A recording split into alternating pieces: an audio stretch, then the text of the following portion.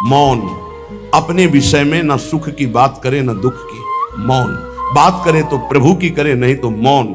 मान लीजिए अगर ये मौन आप धारण कर लेंगे तो निकल जाएंगे माया से, नहीं तो किसी की निंदा कर देंगे, किसी का ऐसा कटु वचन बोल देंगे, परुख वचन बोल देंगे, भजन छीण हो जाएगा, भजन करने की वृत्ति नष्ट हो जाएगी।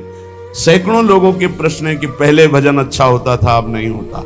उसमें दो बातें होती है, एक तो भजन की ऐसी भूख बढ़ गई है कि अब उतने भजन से नहीं और भजन होना चाहिए। ये उत्तम महापुरुषों की कृपा पात्र भक्तों की वृत्ति होती है। और एक होता है कि आपसे वैष्णव अपराध बन गया, कुसंग हो गया, इस कारण से ऐसा। अगर आपके हृदय में कोई दोष वृत्ति नहीं हो, फिर भजन में ऐसा लगता है कि मेरे से बहुत कम भजन होता है, वैसा भजन नहीं होता जैसा होना। ऐसा बड़े बड़े महापुरुषों को भी अनुभव होता है। ये कोई निंदनीय बात नहीं है, वंदनीय बात है। पर वास्तविक यदि भजन नहीं हो रहा है, वास्तविक यदि आपका रुक गया है आनंद, तो आप ढूंढ लीजिए आपका भोजन गलत है, आपका संग गलत है, आपने कोई वैष्णव निंदा की है। बस यही कारण है, यही खोज लेना, यही सुधार कर लेना। किसी से क्षमा याचना की जरूरत नहीं, अंदर देखो और आचार्य गुरु से प्रार्थना करो, सब ठीक हो जाएगा। बड़े कृपालु है, जिन्होंने अपराधी मुझ जैसे को घसीटा तो अब अपराध बन जाएगा तो थोड़ी छोड़ देंगे वो। विश्वास कीजिए, उन्हीं से प्रार्थना कीजिए, नाथ यदि आपको अपराध मोचन कराना है तो भेज दीजिए मुझे उसके पास, या उसको बुला दीजिए, मैं पैर पकड़ लूं, हाथ जोड़ लूं यदि अपराध बन गया है, और यदि आप चाहें तो आप क्षमा कर दें, आगे से सावधान रहेंगे। बड़े कृपालु हैं प्रभु, क्षमा कर देते हैं। भजन की वृत्ति को रुकना ये सहन मत कीजिए। समय नहीं है कि आज नहीं तो कल भजन चल पड़ेगा, नहीं, तुरंत वाचिक में आ जाइए, तुरंत वाणियों का गायन कीजिए, नाम कीर्तन कीजिए और ढूंढिए अपराध क्या बना जो आंतरिक हमारा भजन रुक गया, और प्रभु से प्रार्थना करके उसको चलवाइए। वो बड़े कृपालु है, क्षमा कर देंगे। अगर आपने प्रगट में किसी का अपराध किया और वो उपस्थित हो तो जाओ, उनके चरण पकड़ो, उनसे प्रार्थना करो। भजन का रुकना सहन मत करो। बहुत कठिन है भजन करके भगवत प्राप्ति करना। वो हमारे अंदर सरलता पूर्वक भजन चल रहा है, उसको बचाओ। किसी की निंदा मत करना, किसी की अवहेलना मत करना। तुम्हारी कोई निंदा करे, तुम्हारी अवहेलना करे, सह जाना, कह रहे हैं इसमें कह रहे संतर्जय ताड़यन बंधनन। यदि वो कहीं मुझे बांध दें, मैं बंधना भी स्वीकार कर लूंगा। ऐसा भक्तों को कोई बांधता है क्या? हाँ, बांध देते। तितिक्ष ब्राह्मण की कथा में पढ़िए, उसको बांध दिया। एक सखी बहुत भजनानंदी थी, उसके परिवार के लोग रोज उसे पीटते थे और उसे बांध देते थे। सखुबाई नाम उसका सखी का था। एक सखी बहुत नागरीदास जी के संग में रहकर भजन की वृत्ति उच्च कोटि की सीखी थी, भागमती बाई। उनके पति ही उनके ऊपर सैया लगाकर नवीन रानी के साथ बैठते हुए सब पिटाई करते, इतना कष्ट देते, पर वो उच्च कोटि की ऐसी महान भक्ता, परम सिद्ध बरसाने के जो वास करने वाले अपने नागरीदास जी थे, हरिवंश महाप्रभु के शरणागत, उनके सत्संग से ऐसी उच्च कोटि की दशा प्राप्त हुई, उसे कोई फर्क नहीं पड़ा। उसके कष्ट देने के लिए उसके ऊपर सैया लगाते, राजा थे, और नवीन रानी के साथ उसके ऊपर बैठते, उपद्रव करते, मारते पीटते, लेकिन वो सम रहती। संतर्जयस ताड़यन बंधनन, शांत, वो देख रहा है। बस तुमको यही सोचना, वो देख रहा है, मेरा स्वामी देख रहा है। वो देखते हुए मौन है ना, वो चाह रहा है ना, तो तेरा किया मीठा लगे। बस बात समझ लो, इतना तो बहुत बड़ी वस्तु प्राप्त होगी, बहुत बड़ी। एक मिट्टी जब कुम्हार को अर्पित हो जाती है तो पीट पीट कर एक छोटा राई भर भी दाना नहीं रहने देता, क्योंकि राई भर भी अगर दाना रहा वहीं से मटकी फूट जाएगी, राई भर भी अहंकार रहा वहीं से भक्ति रस निकल जाएगा। पीट पीट के उसको एकदम बराबर, फिर भी चैन नहीं, जल डाल के रौंदा, फिर भी चैन नहीं, हाथों से मल कर अपने अनुसार बनाया, फिर चाक पे चढ़ाया, जो चाहा आकार दिया, सूर्य के ताप में तपाया, फिर उसको दहकते हुए आवे के बीच में रख के पकाया, फिर उसमें रस रखने लायक क्षमता आ गई उस मिट्टी में। ऐसे ही हम जब संत महापुरुषों को, श्री भगवान को समर्पित होते हैं तो ये सब होगा। रस रखने लायक हृदय तभी होता है जब आवे में तपता है, इसलिए तैयार रहो। तभी नागरीदास जी ने कहा, बड़ो ही कठिन है भजन ढिग डरिबो। एक सूरवीर योद्धा की तरह जैसे उसके अंग घाव से युक्त होते हैं, वो कदम पीछे नहीं आगे ही बढ़ाता है, ऐसे भजनानंदी चाहिए। चाहे मुझे चोर कहा जाए, पतित कहा जाए, गाली दिया जाए, मुझे मारा जाए, बांध लिया जाए, तो भी मैं भगवान पर दोषारोपण नहीं करूंगा। मैं यही निश्चय करूंगा, प्रभु मेरे देख रहे हैं, जोई जोई प्यारो करे सोई मोहि भावे, उनका विधान परम मंगलमय है। अंतः क्लेश मतीव दुस्सह तरम प्राप्नोति नाना विधि। मुझे अंदर से भी बहुत पीड़ा दी जाए, काम पीड़ा, क्रोध पीड़ा, लोभ, बाहर से तो ये दिया जाए और अंदर से भी ये दिया जाए, तो भी हे प्रिया जो आपसे नहीं कहूंगा। प्रेम में कभी शिकवा शिकायत नहीं होती, ना इष्ट से और अपने प्रीतम के विधान से दिए हुए कष्ट को हम दूसरे से कह दें। धिक्कार है हमारी प्रीति को। प्रीतम सहावे और मैं दूसरे से शिकायत करूं? नहीं, हर विधान आपका सहो। ये प्रेम है मस्ती का। ये लज्जू पंजू ऐसे काम नहीं है इनके। ये तो देखते हैं पैर धर के, अगर गर्म लगा तो हटा लेंगे, मत रखना गर्म ही गर्म है। और छाती मजबूत करके कि आग पे चलूंगा, तो पैर रखोगे तो चंदन हो जाएगा आग में भी। पूरे जीवन की बात कह रहा हूं, पूरे जीवन की। सोचो उस समय जब 13 वर्ष की अवस्था है और घर से निकले थे, कोई साथी नहीं है, कोई समझाने वाला नहीं, और आज इतना जीवन हो गया इसी यार के सहारे हुआ है। इसी यार, ना 1 रुपया कभी था, न रहा है, न रहेगा।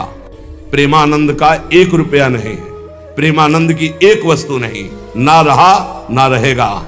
हाँ, प्रेमानंद की सब वस्तुएं हैं, ना होते हुए भी पूरा विश्व मेरा। क्यों? प्रेमानंद भगवान का है। भगवदानंद को प्रेमानंद कहते हैं। वही संपत्ति जीवन भर एक ही साथी रहा है। और हे नाथ, ऐसी कृपा करना, अब दूसरा साथी बने ना। अब आओ तो मृत्यु रूप में ही आओ, और किसी रूप में मत आना। साथी हो तो आपका साथ हो।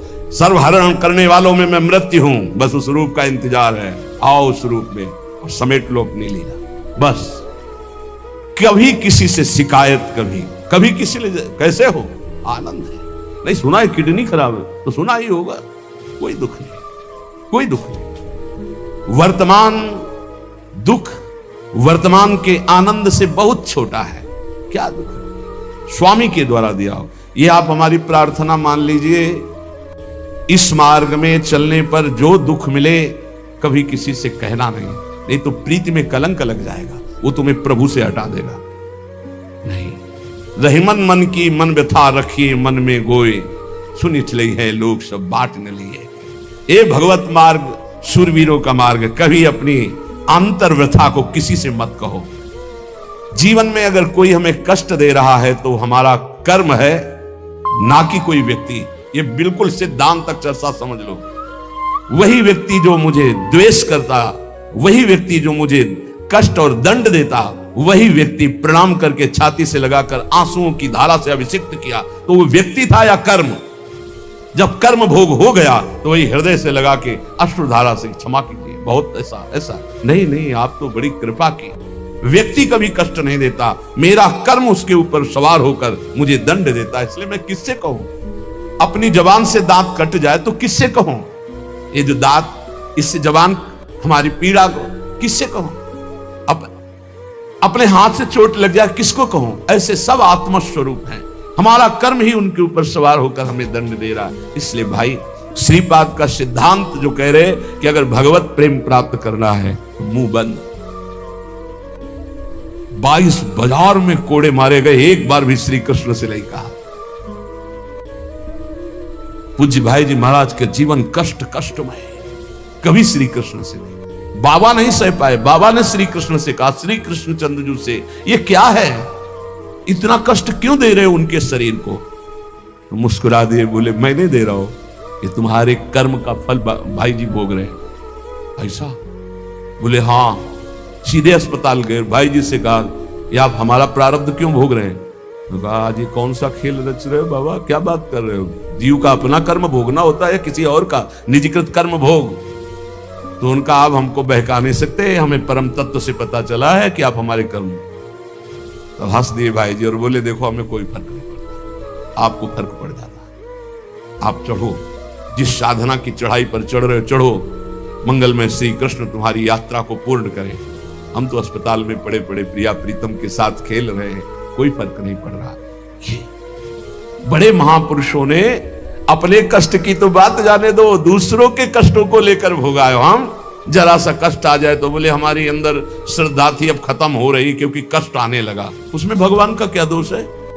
वो तो बड़े कृपालु हैं कि ऐसे पापात्मा होने पर भी मुझे महात्माओं का संग दिया, धाम का वास दे रहे, नाम जपवा रहे। अब हमारे पूर्व प्रारब्ध हमें कष्ट दे रहे हैं, इस समय भी वो हमें दुलार कर रहे हैं। जीव समझता नहीं, केवल दोषारोपण भगवान और भगवत मार्ग पर कर देता है।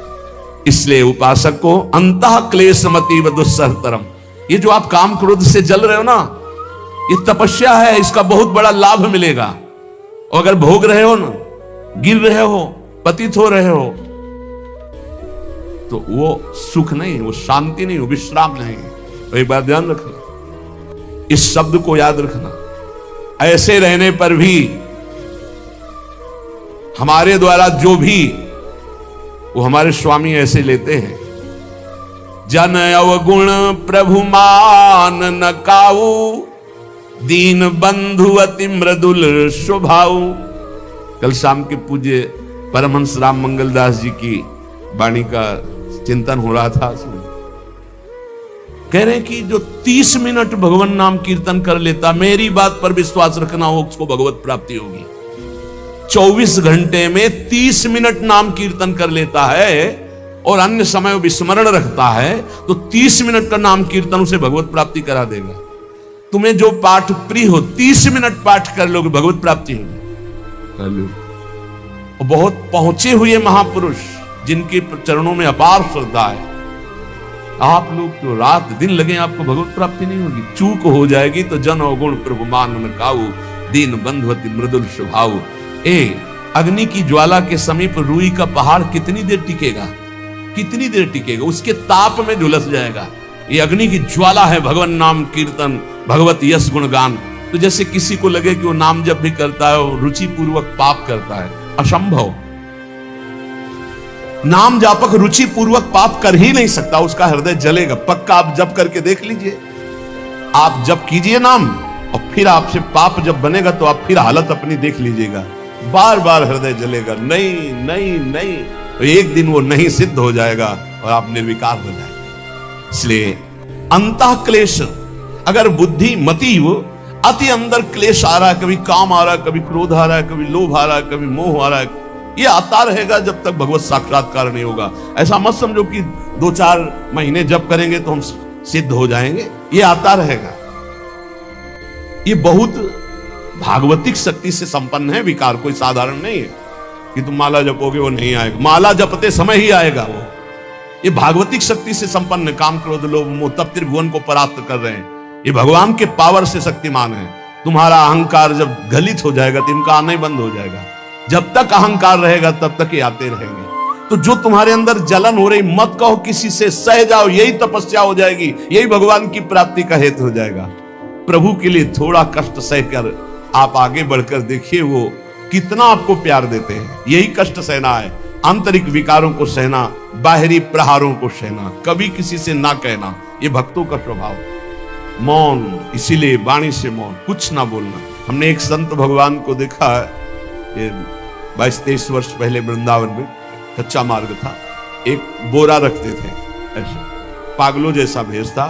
तो जब रात्रि के 11 बजे वापस यमुना किनारे से प्रसाद पाके यमुना किनारे गए, यमुना किनारे से जब लौटते थे तो उनको देखते थे अकेले वो बैठे, उनकी मुद्रा देख के लगता था भगवदानंद में डूबे। नजदीक बैठे, बोरा उठाया, चल दिया। पीछा छोड़ने वाले थे नहीं, पीछे तो उनका क्या बात है, क्यों पीछे? अब संत वेश हमारा भी तो मर्यादा से ही बोलेंगे, कुछ नहीं, केवल जानना चाहते हैं आपको। तो कालीदह की इधर एक तमाल का पेड़, जो श्वेत रंग का एक वृक्ष है, उसका मुझे नाम नहीं याद आ, गुलर जैसा, और वो तमाल में लिपटा हो, अब भी है, दाहिनी तरफ है। ये जो खाली जगह पड़ी ऊंची, जो अपने दाहिनी तरफ बर्फ फैक्ट्री के आगे जाते हैं, उसी के नीचे बैठे। तो हमने पूछा आपकी स्थिति देखकर मुझे लगता है आप हर समय भगवदानंद में डूबे हैं, तो जब लगता है तो प्रश्न क्यों करते हैं? हमको आपकी वेशभूषा देखते हैं। तो बोले जगत से बचने के लिए ये वेशभूषा है। एक बोरा ऐसे जैसे कोई बीनने वाले होते हैं, कबाड़ बीनने वाले, ऐसे बुरा ऐसे करके गमछा लगाए हुए थे, पूरा शरीर खुला, कोई साधु का वेश नहीं, कोई चिन्ह नहीं, और उनकी स्थिति भगवदानंद में थी। उनका ये किसके उपदेश, किस मार्ग के उपदेश, किस इष्ट की आराधना से आपको ऐसी स्थिति प्राप्त हुई? बोले प्रथम पूज्य श्री स्वामी राम सुखदास जी महाराज का सत्संग हुआ, इष्ट देव श्री कृष्ण, इष्ट ग्रंथ गीता, उसी की कृपा से मुझे ऐसा, मैं भारत के हर तीर्थों में वास करता हूं, भ्रमण करता हूं, असंग रहता हूं, और यही वेशभूषा है बड़ा अंदर से। तो भोजन प्रारब्धवशात जो सामने आ जाता है उसे पा लेता हूं, नहीं आता भूखा रहता हूं। तो कहा अगर हम मधु करी ले आवे कभी आप इससे तो पा लेंगे, बोले दे देंगे तो पा लेंगे। दूसरे दिन मधु करी लेकर रोज हमारी उनके चरणों में श्रद्धा, क्योंकि उनका रहना और चिंतन दोनों, रहनी और चिंतन बड़ी प्रशंसनीय, जो वीतराग परमहंसों के अक्षर सा वैसे कुछ पास नहीं, केवल बोरा, वो नाटक के लिए बोरा कि कोई समझे कबाड़ बिनने वाला, और एक गमछा से रंग बिरंगा, बस कुछ नहीं, कोई भागवतिक चिन्ह नहीं। एक दिन देखा वो बड़े मक्खियां भी मिला रहे हैं, तो नजदीक गए, क्या हो? चुप जाओ, इनका बोलिए ना। बोले वमन और शौच दोनों हो रही है, शरीर बिगड़ गया, तो हमका औषधि के लिए हम व्यवस्था, बोले इसलिए कह रहा हूं आप बच जाइए। हमका हमें बता तो दीजिए क्यों नहीं? तो बोले आया हुआ प्रारब्ध है, इसको हंस के भोगना। ऐसे कोने में साइड में ऐसे पेड़ के किनारे पड़े 2-4-10 दिन जो भी व्यवस्था उनकी हुई, फिर वो हमको दर्शन नहीं मिले, अन्य तीर्थों में चले गए होंगे। ऐसा महापुरुष, क्या हम अपने शरीर को इतना प्यार करें कि भगवान से श्रद्धा हो जाए, भक्ति मार्ग में हम लड़खड़ा जाएं, फिर सत्संगी किस बात का? ये पक्का समझ लीजिए, ये जो भगवत मार्ग है ये शूरवीरता का मार्ग है, सहन करने का मार्ग है। जितने भी महापुरुषों के चरित्र हैं आप पढ़ करके देख लीजिए, भगवान के चरित्र से भी ज्यादा लाभ भक्त चरित्र सुनने से इसलिए होता है कि हमको लगता है कि हमारे जैसा जन्म लेकर इतना कष्ट सहकर इस ऊंचाई पर पहुंचे, ये बड़ी बात है कि वो जीवत्व से हमारी तरह पैदा होकर ईश्वरत्व को जाता है। इसलिए भक्त चरित्र में विशेष बल हमको प्राप्त होता है। क्या क्या कष्ट सहते हैं, और आप खुद देख लीजिए, आपको जितना कष्ट है उससे बड़ा सुख है कि नहीं, अंदर देख लीजिएगा तो इसी से अनुमान लगा लीजिए, जितना बड़ा कष्ट उससे कई गुना बड़ा सुख भगवान देते हैं, तभी वो उनका यश गाते रहते हैं। ऐसे थोड़ी होता है कि हमारे भगवान का हम भजन करते, हमारे साथ न्याय नहीं हुआ। न्याय तो सही बात नहीं हुआ, नहीं तो तुम्हारी दुर्गति हो जाती। सही बात में उन्होंने न्याय नहीं किया, पक्षपात किया है तुम्हारा।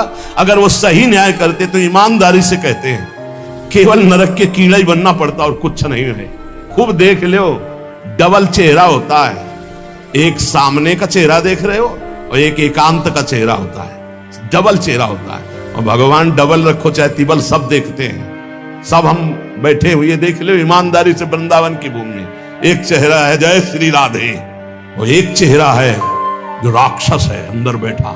देख लो, अंदर देख लो, बिल्कुल इस समय सीसी कैमरे में हो, अंदर देख लो, एक राक्षस बैठा है, और उस राक्षस ने जो जो करवाया आप लिखो रजिस्टर में, तुम्हें याद है जितना, और इसके बाद आप न्यायाधीश बनो, फिर आपकी क्या दुर्गति होती उसका।